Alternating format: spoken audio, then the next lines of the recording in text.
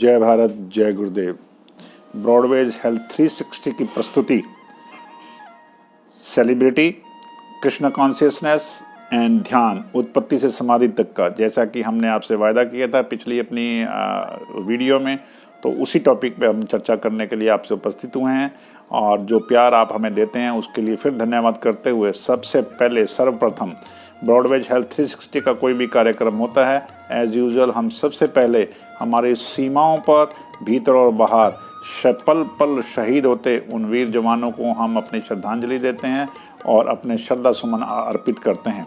आज इस प्रोग्राम की शुरुआत करते हुए भी मैं बड़े भारी मन से, अभी जैसे कि सूचना मिली है, रात को ही हिंदवाड़ा श्रीनगर में हमारे एक कर्नल, एक मेजर और 3 और जवान शहीद हुए हैं। उन सबको फिर नमन करते हुए मैं अपने प्रोग्राम की शुरुआत करना चाहूँगा। हम कोई भी कार्य करते हैं तो उसमें ध्यान का बहुत महत्व है।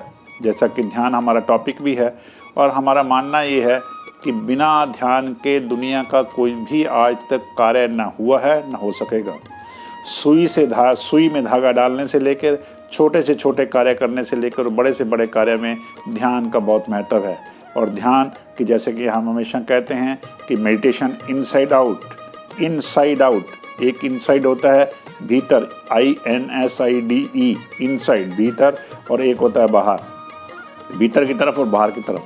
इसमें इनसाइड को यदि यूँ कहूँ, इनसाइट, INSIGHT, भीतर का देखना इनसाइड और बाहर। जब हम दोनों का कॉम्बिनेशन लगाएंगे तो हम किसी हर विषय के तह में पहुंचने का पूरा प्रयास करते हैं और पहुंच ही पाते हैं। तो ध्यान से यदि देखें, मेडिटेशन से यदि हम देखें, तो सेलिब्रिटी विषय पर यदि आएँ, यदि हम आंखें खोलते हैं, आंखें खोल के बाहर देखते हैं, तो मुझे इस समाज में हमारे वीर जवानों से बढ़कर कोई भी ऐसा व्यक्ति तब नज़र नहीं आता कि जो सेलिब्रिटी है। क्योंकि सेलिब्रिटी कौन होता है? सेलिब्रिटी वो होता है जो वर्तमान में रहे, जो हमेशा वर्तमान में रहे और उसको अगले पल की चिंता ना हो।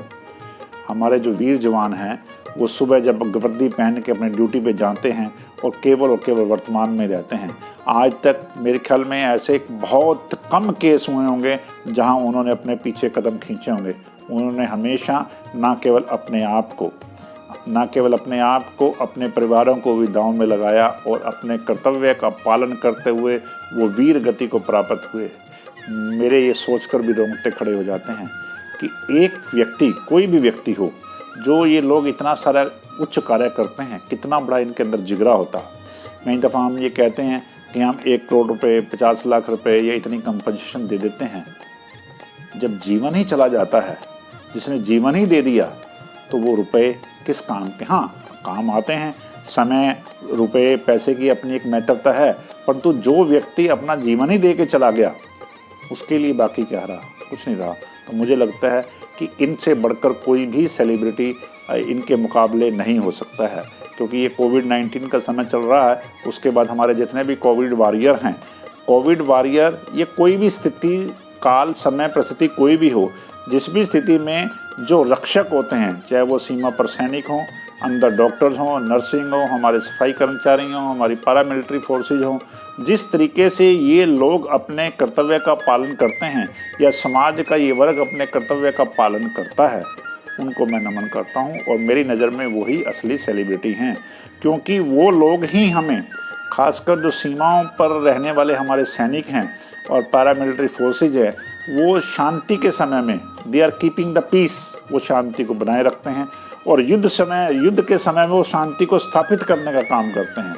तो ताकि हम सब लोग, चाहे मैं हूँ, चाहे आप हैं, ये कोई भी हैं, हम न केवल अपने कार्य को निभा सकें, अपने जीवन का भी आनंद ले सकें। मुझे देखने में ये मिलता है कि समाज में हम जो भी कार्य करते हैं, खासकर हमारे रंगमंच पर कार्य करने वाली जो हमारे बॉलीवुड की पर्सनालिटी हैं, हमारी स्पोर्ट्स पर्सनालिटी हैं, या जितने भी हैं, वो नो डाउट वो देश के लिए उन्होंने कार्य किया, परंतु अपने लिए भी स्वयं किया और उसके कारण उनको नेम और फेम मिलता है, तो हम उनको सेलिब्रिटी कहते हैं। मैं उनको उनके किए गए कार्यों का श्रेय देने के साथ साथ जो supreme sacrifice on this earth है हमेशा, वो है जो अपने हंसते हंसते अपने जवानों की, अपने जीवन की बलि दे देते हैं। बलि देने का नाटक करने वाले सेलिब्रिटी नहीं हो सकते हैं। बलि देने के किरदार की भूमिका निभाने वाले सेलिब्रिटी नहीं हो सकते हैं।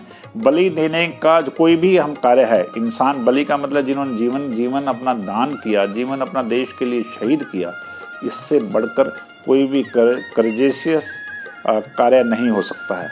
और उसी के तहत जब हम भीतर देखते हैं, हम अंदर देखते हैं, हम अपनी आंखें बंद करते हैं और ध्यान लगाते हैं, तो दूसरी तरफ हम ये जाते हैं कि जब ध्यान में उतरते हैं और ध्यान में उतरने से जब हम वर्तमान में आते हैं, जब तक कि हम वर्तमान में नहीं रहेंगे तब तक हम कोई भी कार्य सुचारू रूप से नहीं कर पाएंगे।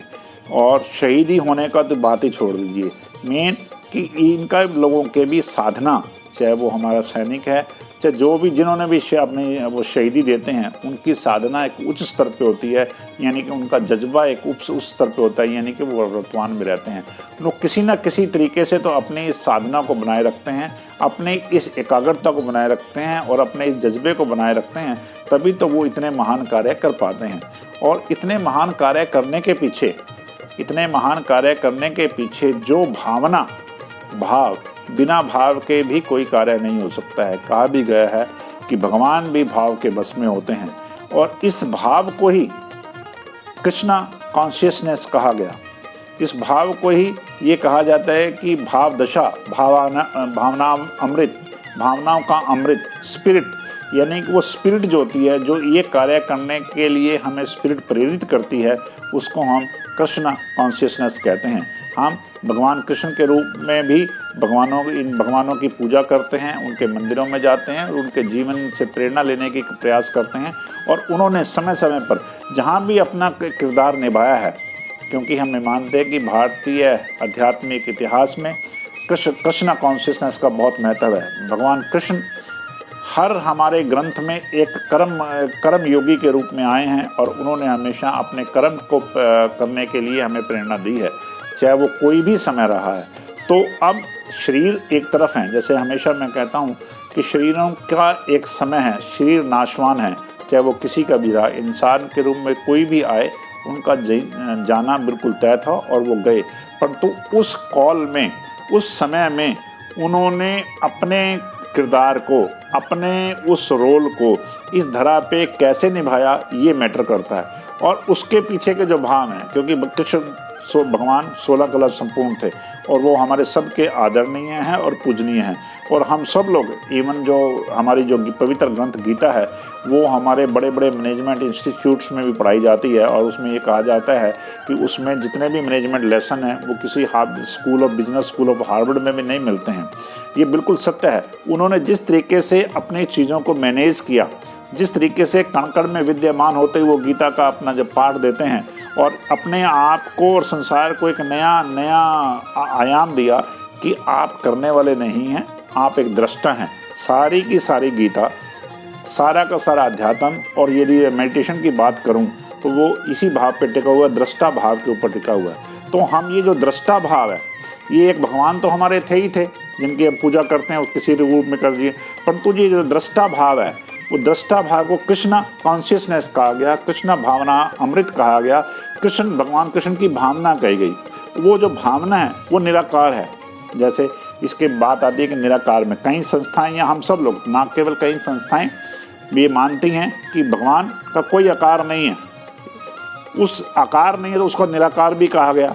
और निराकार के बीच में जब जाते हैं तो उसके पीछे जो स्पिरिट बिहाइंड दैट है, किसी भी व्यक्ति विशेष, किसी भी कार्य करने के पीछे एक स्पिरिट होती है जिसको कि भावना कहा जाता है। तो जब ये भावना का उद्देश्य इतना पवित्र हो और ये धार्मिक हो, और जब भी हम मंदिर में जाते हैं, गुरुद्वारे में जाते हैं, व्रत या उपवास, जो भी बाह्य कोई भी कार्य करते हैं, तो उसका उद्देश्य क्या होता है?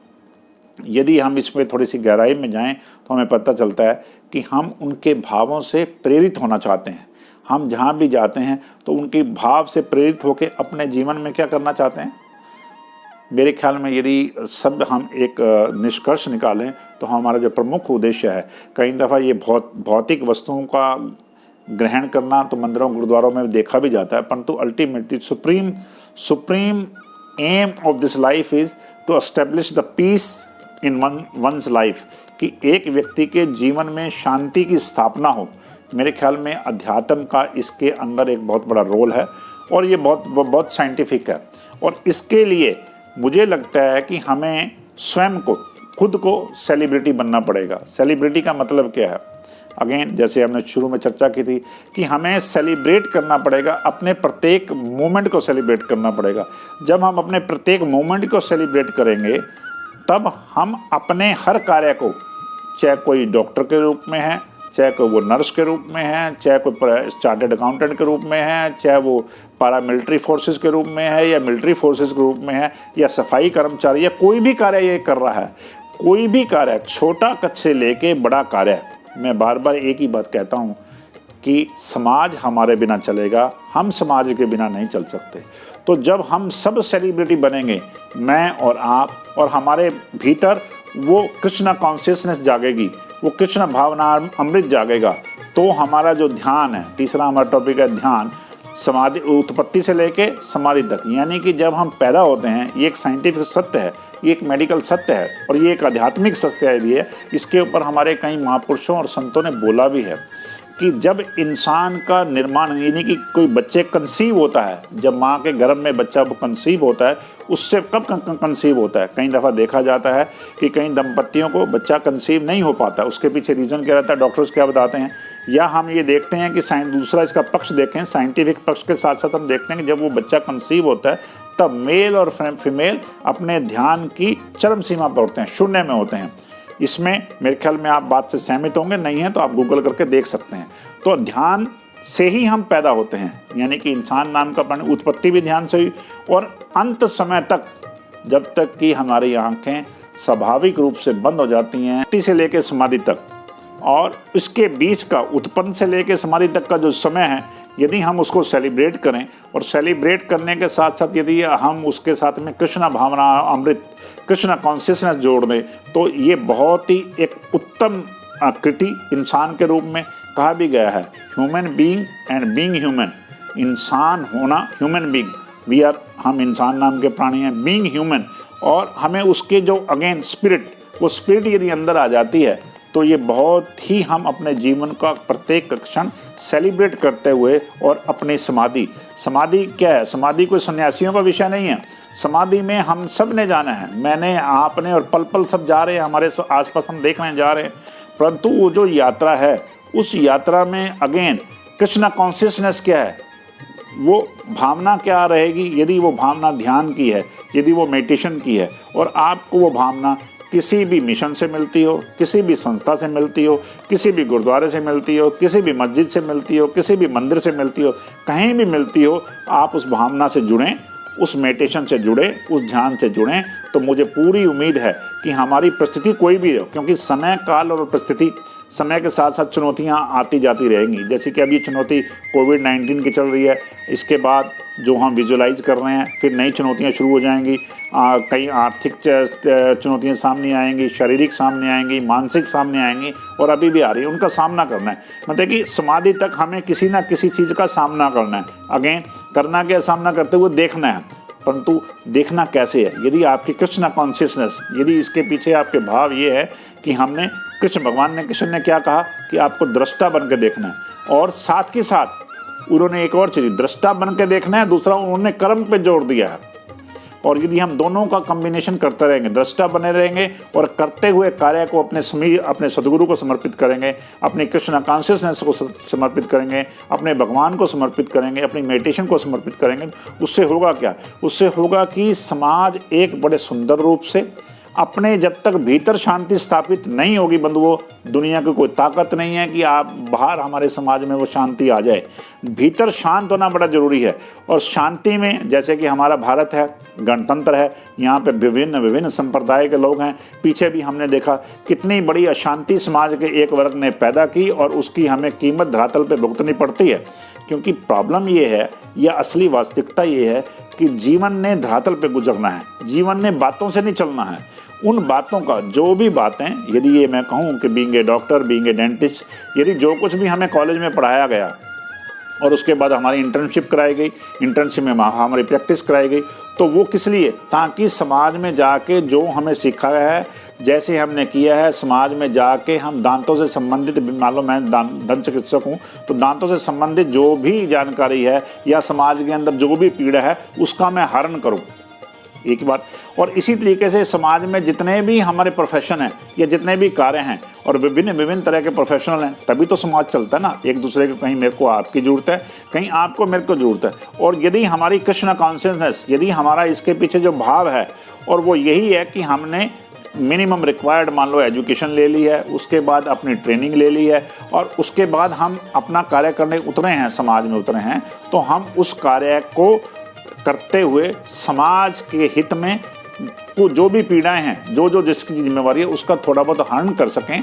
क्योंकि सारे हमारे भगवानों ने, जितने भी भगवान हैं, शुरू से लेके आप देखिए भगवान राम, भगवान कृष्ण और हमारे जितने भी गुरु साहिबान हुए हैं, उन्होंने समाज के अंदर, संत कबीर, रहीम, जितने भी हुए हैं, वो जब आए हैं समाज के अंदर, उन्होंने समाज उद्धार का काम किया है। समाज के अंदर जो कुरीतियाँ हैं उनको हटाया है, क्योंकि जीवन तो धरातल पर विधन है, और साथ साथ अपना संदेश भी दिया है। वो संदेश जो उनका, जिसको कहते हैं हम आध्यात्मिक संदेश, मैं कहता हूँ आध्यात्मिक संदेश नहीं है। यदि हम इंसान हैं तो इंसानियत, यानी कि human being and being human, इंसान और इंसानियत दो चीज़ें हैं, उसको आप नाम कुछ भी दे सकते हो। इन दोनों का, यदि इंसान है तो इंसान के अंदर इंसानियत का होना जरूरी है। और है ये नहीं कि आपके भगवान ने सबके अंदर डाली हुई है, ये सब अंदर है और उसको उजागर करना है। उजागर कब कर पाएंगे? जब हम थोड़ा सा ध्यान करेंगे, जब अपने आप को थोड़ा सा सेलिब्रेट करेंगे, ये कहेंगे कि नहीं, मेरा जो कार्य है, सबसे पहले यदि मैं अपना कार्य, एक और बात, ब्रॉडवेज हेल्थ 360 हमेशा से एक और बात पे बड़ा जोर देती है, यदि हम अपनी कृपा अपने आप पर नहीं कर सकते, एक और हमारा मुहावरा है या कुछ भी करिए, पंच लाइन है या नारा है, यदि आप अपनी कृपा अपने आप पर तो करते नहीं, आप अपनी कृपा तो अपने आप पर करते नहीं, औरों की कृपा आप पर हो जाए, इसके लिए आप दर दर भटकते हो। ये बहुत बड़ा क्वेश्चन मार्क है। क्यों? ये बहुत बड़ा मिथ है। मैं कहता हूँ ये बहुत बड़ी सच्चाई है। आपको अपनी कृपा अपने आप पर करनी पड़ेगी। कैसे करनी पड़ेगी? आपको थोड़ा सा ध्यान में उतरना पड़ेगा। जब आप ध्यान में उतरेंगे तो वो आपकी भावना जागृत होगी, और जब भावना जागृत होगी तो फिर आप सेलिब्रेट कर पाएंगे।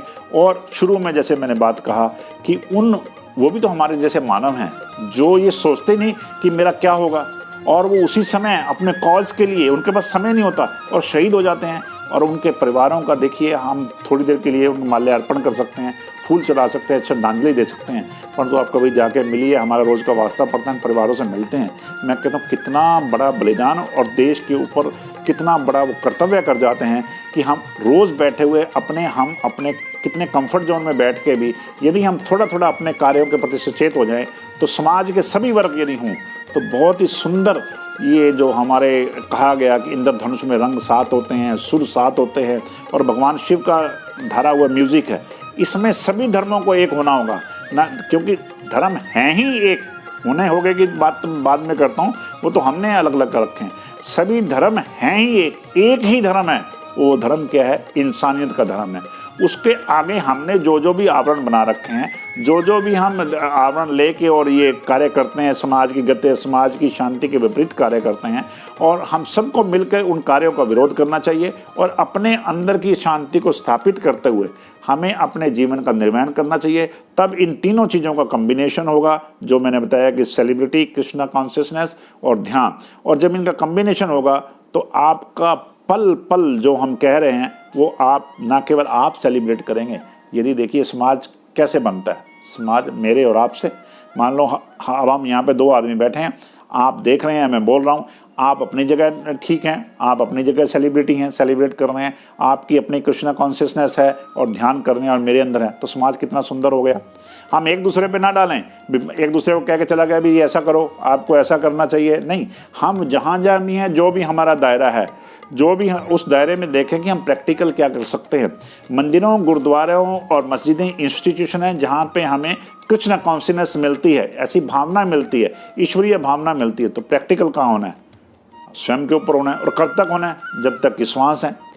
तो वो पल पल वर्तमान में नहीं होगा, हम ऐसा कर लेंगे, हम बुढ़ापे में ध्यान साधना करेंगे, मेडिटेशन करेंगे। नो, मैं कहता हूँ कि जैसे ही बच्चा आँख खोलता है, यदि मेरा बस चले या कुछ इतने वो हो जाए, मेरे से कोई पूछे, तो मैं कहूँ कि जैसे ही बच्चा आँख खोलता है तो वो देखना शुरू करता है, और हम उसको बताते हैं ये आपका परिवार है, ये मम्मी है, ये पापा है, ये सारा कुछ बताते हैं। और हम जैसे थोड़ा और बड़ा होता है तो उसको kindergarten school, nursery, pre nursery school में हम दाखिला कराते हैं। मैं कहता हूँ सबसे पहले अध्यात्म की इंट्रोडक्शन होनी चाहिए, एक ऐसा करिकुलम होना चाहिए बीच में। ये कि तो हमने धर्मों में बांटा हुआ है, नो, इन सबसे ऊपर है कि जो हम सब का धर्म एक है। इंसानियत नाम का सिलेबस भी उसके अंदर ऐड होना चाहिए, उसकी भी उसको एजुकेशन साथ साथ दी जानी चाहिए, ताकि एक अच्छे समाज का निर्माण होगा। सिर्फ हम सोचें कि मैंने बैठ के ध्यान कर लिया, आपने कर लिया और मंदिरों में चले गए और हम लगे हुए हैं जी हाँ हमारे आसपास जो भी घटित हो रहा है उसकी तरफ हम ध्यान नहीं दे रहे हैं, हाँ जी हमने क्यों बुरा बनना है जी, हम क्यों किससे दुश्मनी मोल लेनी, और जो भी घटित हो रहा है चलो हमारा तो टाइम पास हो रहा है। ऐसा नहीं होना चाहिए। जो चीज़ें ठीक है ठीक का समर्थन करें, गलत का विरोध करें। जैसे एक छोटा, पिछली मैंने दो वीडियोज़ में बोला भी था कि जब हमारा कोविड-19 चल रहा है तो मैंने कहा था कि प्रधानमंत्री के निर्णय लेने से पहले मुख्यमंत्री को अपना लॉकडाउन नहीं बढ़ाना चाहिए। हमने वो आवाज़ उठाई, तो अब देखिए जैसे अब पीछे 2-3 दिन पहले प्रधानमंत्री की मीटिंग हुई, उसके बाद डिसीजन हुआ, उसके बाद सब लोग अपना उसको ले रहे हैं, क्योंकि प्रधानमंत्री हेड ऑफ द इंस्टीट्यूशन है, हेड ऑफ द कंट्री है, उसके बाद चीफ मिनिस्टर, राज्यों के मुख्यमंत्री। एक प्रोटोकॉल है, प्रोटोकॉल जब बिगड़ेगा, और प्रोटोकॉल बनाया किसने हुआ? हमारे संविधान ने बनाया हुआ। संविधान में दो चीज़ें जो लिखी हुई हैं वो प्रैक्टिकली हमारा जीवन, सबका नागरिकों का जीवन ठीक तरीके से बीते। भारत जैसे गणतंत्र में जो शासन व्यवस्था बनाई वो ठीक तरीके से बीते, उसके बाद संविधान बनाया गया। ऐसे ही हमारे आध्यात्मिक संविधान है, और आध्यात्मिक संविधान में कोई ज़्यादा बाई लॉज नहीं है, ज़्यादा नियम कायदे कानून नहीं है, एक ही नियम है कायदे, इंसान के अंदर इंसानियत का होना, यदि वो इंसान है वो ज़रूरी है, और वो इंसानियत उसके जन्म से लेके उत्पत्ति से लेकर समाधि तक रहे। तो उसके लिए हमें अपनी भावनाओं को बनाए रखना है, और ताकि हम अपना जीवन सेलिब्रेट करते रहें। तो हमें करना क्या होगा? एंड में ये आता है कि हमें अपने प्रैक्टिकल जीवन में जो भी हम ये बातचीत हुई, क्योंकि बातें और उपदेश, ग्रंथ भरे पड़े हैं बातों और उपदेशों के, और हम यदि संस्थाओं को देखें, चैनलों में देखें, तो कहने वाली दुनिया बहुत है, सत्संगों में भी भीड़ बहुत है, परंतु जब तक हम उसको प्रैक्टिशनर मीन्स कि वही मैंने जैसे बात की, यदि मैं दंत चिकित्सक हूँ और उस चिकित्सा को मैं प्रैक्टिस नहीं करता हूँ, तो उसका यूज़ क्या है? समाज को किसी का भी मतलब दर्द का मैं कम नहीं कर सकता हूँ, और पेन उसका कम नहीं कर सकता हूँ, तो उस शिक्षा का, उस विद्या का और उस अनुभव का कोई यूज नहीं है। तो ऐसे ही हमारे जितनी भी सारी बातें हैं, उनको यदि हम प्रैक्टिकल जीवन में नहीं उतारेंगे, ये नहीं देखेंगे कि वो हमारे जीवन को आसान कैसे बना सकती हैं। एक और भी बात कही है सदगुरु या हमारे मार्गदर्शन ये भी कहते हैं, यदि आध्यात्मिक ज्ञान जितना भी है, जितने भी सारे लोग आए, जितने भी हमारे गुरु सतगुरु आए और आएंगे, उनका एक ही उद्देश्य है, वो जीवन में लोगों को जो ज्ञान देते हैं, जो प्रकाश देते हैं। प्रकाश का मतलब अंधेरा जहाँ पे है वहाँ प्रकाश नज़र आने से वो चीज़ें हमें स्पष्ट नज़र आनी पड़ती हैं, आ जाती हैं। परंतु बंधुओं, चलना तो हमें पड़ता ही है, चलना तो हमें ही पड़ेगा, क्योंकि जीवन हमारा है। हमारा जीवन उत्पत्ति से शुरू हो चुका है और समाधि की ओर बढ़ रहा है। अब इस पल पल बदलते हुए संसार में हमें विचरण कैसे करना है, वो विचरण को हमें जो ये लाइट मिलती है, और लाइट हमें कौन दिखा सकता है? लाइट हमें एक एनलाइटन पुरुष, एक एनलाइटन सोल, एक पूर्ण सदगुरु ही दिखा सकता है। कहा भी गया है, कई दफ़ा ये कहा जाता है, जैसे हम खुद भी कहते हैं जय भारत और जय गुरुदेव, इसके पीछे कृष्ण कॉन्शियसनेस क्या है, इसके पीछे भाव क्या है? इसके पीछे भाव एक ही है, भारत देश, यानी कि हमें सब कुछ देश से ही मिलता है, हमें समाज से ही मिलता है। आज तक जितने भी लोग आए वो सब समाज से सब कुछ लेके अपना जीवन व्यतीत करते हैं, और इतना समाज, इतना जीवन हमारा आसान कर देता है। और गुरुदेव, जय गुरुदेव क्या है? जय गुरुदेव किसी व्यक्ति विशेष का नाम नहीं है, मैं बार बार कहता हूँ, ये वो ज्ञान है, ये वो नॉलेज है जिसके मिलने से हमारा जीवन आसान होता है।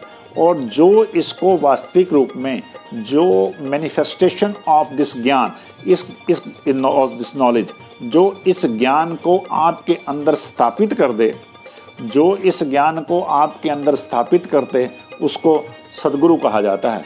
वो कोई भी हो सकता है, आपकी अपनी मान्यता के अनुसार, आपकी अपनी कसौटी के अनुसार कोई भी हो सकता है। जैसे पहले कहा, जैसे हम ज्ञान की बात करते हैं और कृष्णा कॉन्शियसनेस की बात करते हैं, ध्यान की बात करते हैं और सेलिब्रिटी की बात करते हैं। यदि मैं निष्पक्ष रूप से देखूं, अपनी मेडिटेशन और ध्यान साधना को लेकर देखूं, तो मेरे को अभी पीछे रिसेंट जितने भी ये, यदि हम सदी की बात करें, पिछली सदी की बात करें जो चल रही है, तो इसमें यदि मैं देखूं तो मुझे गुरु गोविंद राय, या उसको आप गुरु गोविंद सिंह कह सकते हो, उनसे बड़ी कोई सेलिब्रिटी नज़र नहीं आती है।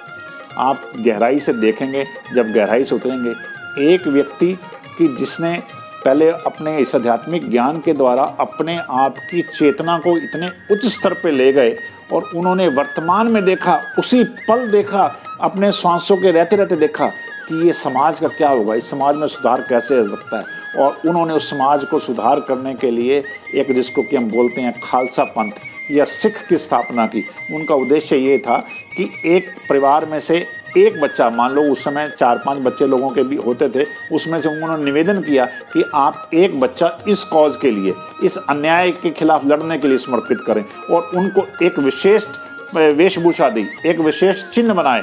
और आज तक भी उन चिन्हों की रक्षा करते हुए बहुत सारे देखते हैं कि लोग शहीद हो रहे हैं और उन कार्यों को आगे लेके जा रहे हैं। तो ये थे गुरु गोविंद सिंह, जिन्होंने कि समाज में ऐसा, और उनके बारे में गुरु ग्रंथ साहिब में 2 लाइनें कही भी जाती हैं। मुझे ज़्यादा ग्रंथों का ज्ञान नहीं है, फिर में उसमें ये कही जाती है, वाह वाह प्रगट्यो मर्द अगमड़ा वरियाम अकेला, वाह प्रगट्यो मर्द अगमड़ा वरियाम अकेला, वाह वाह गोविंद सिंह जी आपे गुरु चेला। उसके पीछे कृष्ण कॉन्शियसनेस क्या है, उसके पीछे भावना क्या है, वो ईश्वर से, जिन्होंने उनके जीवन को देखा और वो ये क्या उठे, हे मालिक, हे वाहेगुरु, हे सदगुरु, आपने क्या एक मर्द, क्या एक इंसान पैदा किया, और अकेला इंसान एक ऐसा पैदा किया जो आपे ही गुरु है और आप ही चेला है। यानी कि उन्होंने अपने अंदर से अपना जो कृष्ण कॉन्शियसनेस का पूरे ज्ञान को प्रैक्टिकल रूप में समाज के सामने स्थापित किया, उसकी महानता। और वो बाद में नहीं किया, कहते नहीं देखे कि हमें ऐसा करना चाहिए, ऐसा करना चाहिए। उन्होंने खुद करके अपने बच्चों की शहीदियाँ दी, अपने पिता को उसके लिए कॉज के लिए प्रेरित किया भी हमें, हमारी ड्यूटी क्या होती है। जो मैं सैनिकों की बात करता हूँ, वो भी कॉज के लिए अपने आप जीवन देते हैं। तो इतना बड़ा हमारे पास संसाधन है, इतना बड़ा साहित्य है जिससे कि हम प्रेरणा ले सकते हैं। तो इसी तरीके से हमेशा कहा जाता है, सतगुरु नानक प्रगट्या, सतगुरु नानक प्रगट्या मिटी धुंध जग चानन होया। कोई भी ग्रंथ उठा के देख लीजिए, ये रिसेंट्स हैं क्योंकि ये कोई ज़्यादा पुराने नहीं है, 500 साल, 500 के 550 साल पुराने। अभी हमने गुरु ग्रंथ साहिब, गुरु नानक देव जी का वो जन्मदिन मनाया है, तो इसका मतलब 500-600 साल की बात ही है, उससे ज़्यादा पुरानी बात नहीं है। तो उन्होंने कहा कि सतगुरु नानक प्रगट्यो, यानी कि वो नानक कृष्ण, नानक कॉन्शियसनेस, नानक भाव, नानक एक व्यक्ति के रूप में तो आए, व्यक्ति के रूप में तो सब आएंगे ही, मैं आप हमारा कोई ना कोई नाम रखा जाएगा। तो वो नानक व्यक्तियों के रूप में आए और उस भाव को लेके आए, और उस भाव ने, उस प्रकाश ने जितना भी अंधेरा था उस समय समाज में, उस अंधेरे को दूर करने का प्रयास किया। उस अंधेरे को दूर करने का प्रयास करके प्रकाश की स्थापना की। और जो प्रकाश की स्थापना करे, जैसे मैंने एक तरफ तो कहा कि गुरु क्या है, गुरु ज्ञान है, और सदगुरु कौन है, जो उस प्रकाश की स्थापना की। जैसे मेरी इस अल्प बुद्धि को जो भी छोटा मोटा ज्ञान मिला, वो सदगुरु स्वामी विश्वास जी से मिला, और प्रतिपल उससे, उनके अनुभव से प्रेरणा मिलती है, और शायद शरीर हमारे बीच में विद्यमान है। मैं उनको नमन करता हूं और सबको एक ही निवेदन करता हूं कि हमारी कोई भी मान्यता है, हम किसी भी पंथ और संप्रदाय और संस्था से जुड़े हुए हैं, हम उस कृष्ण कॉन्शियसनेस को, उस भाव को, आप कहीं से भी जुड़े हुए हैं, उसको अपने अंदर जो सदगुरुओं ने आपके अंदर किया हुआ है वो स्थापित यदि हो गया है, तो उस चीज़ को सेलिब्रेट करें और समाज के सामने एक अच्छे नागरिक बन के, एक अच्छे कर्मचारी का नाम लेते कहते हम तेरे नौकर लगे हुए हैं। यस, हम उसके नौकर हैं, हम उस परमपिता परमात्मा के नौकर हैं, और हमें पता होना चाहिए कि हमारी नौकरी को खतरा है, हमें अच्छे से बिहेव करना है, हमें वेल बिहेव करते हुए, और एक ना केवल अपना वातावरण सुंदर बनाना है। जब हम अपना वातावरण सुंदर बना लेंगे तो समाज का तो वातावरण सुंदर बन ही जाएगा, और हम सबके बीच में वही होगा, सतगुरु नानक प्रकट्यो, सतगुरु कोई भी प्रकट हो, और मिटी धुंध जग चानन हुए। जहाँ जहाँ भी अंधेरा था, जहाँ जहाँ भी ज्ञान था, ज्ञान हटेगा और प्रकाश होगा, और हम सब लोग मिलके एक सुंदर जीवन शैली उत्पत्ति से लेकर समाधि की ओर बढ़ेंगे, जो कि समाधि हमारे सभी का अंतिम लक्ष्य है और वो होना ही होना है। कब घटित हो जाए कुछ नहीं कहा जा सकता, परंतु तब तक जो श्वास हैं उनका हम सदुपयोग कर लें, उनको सेलिब्रेट कर लें। इन्हीं शब्दों के साथ जय भारत, जय गुरुदेव, धन्यवाद।